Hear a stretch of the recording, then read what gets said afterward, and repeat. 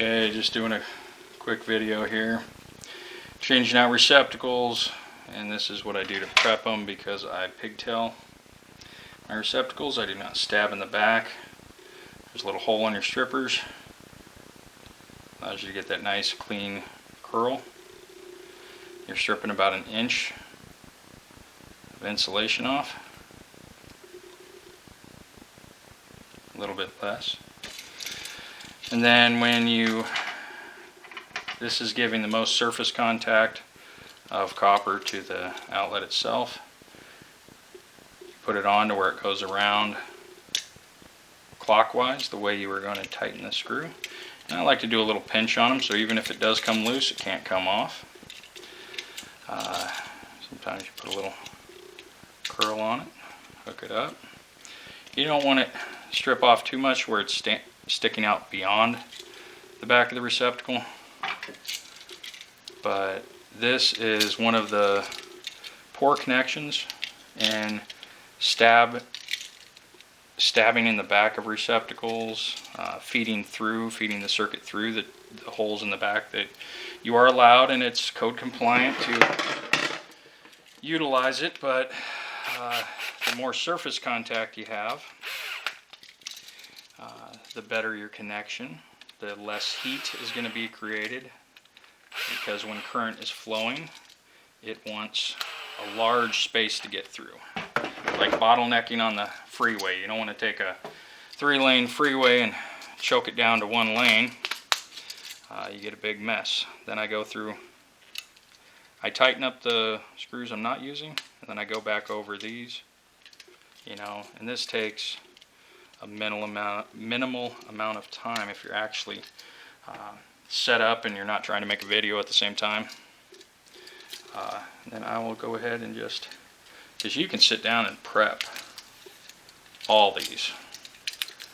And some people will say, well, it takes too much time, this and that. It's like, well, quality and lack of callbacks and troubles down the road are worth a lot to me. So that's just what I do. Not everybody has to do it. There's always more than one way typically to do things. I always have a garbage bag, and that when I'm stripping my wires and opening up the box, I'm vacuuming it out with my vacuum. And yeah, it doesn't take much to work clean.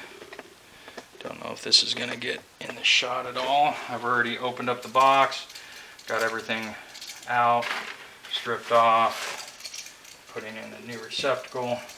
I'm using wire nuts. To me, they're probably the best connection, as far as what we're offered in the residential market. There are lever locks and Wagos and stuff like that. I'm not a huge fan. They serve their purpose, especially if you have extremely short wires that you can't get your fingers on to twist like I am here. Hopefully I'm not blocking it out. Pretty much blocking the entire shot here. But I'm getting these where they're twisted together. At least 2 or 3 twists coming out of the wire nut. Lining everything up to the end. Putting the wire nut on as I'm twisting in a clockwise motion here. I will get better at videos, but sometimes getting the right angle is difficult. Alright, so we swapped that out.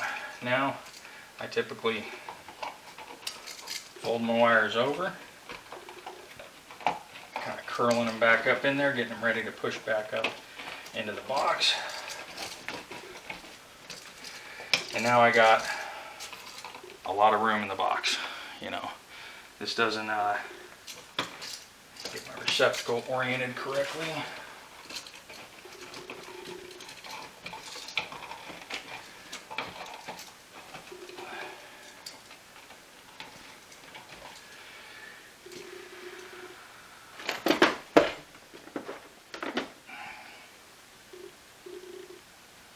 Couple caterpillars on here.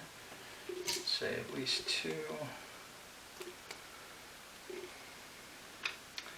These are just device levelers, spacers to get on. You pinch them together. Slide right over the screw.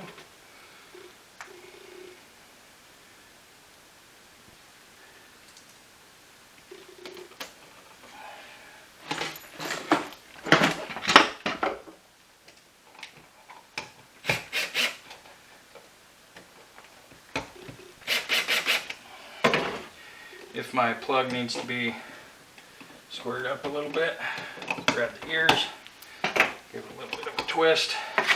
Now she seems to be going back in there straight.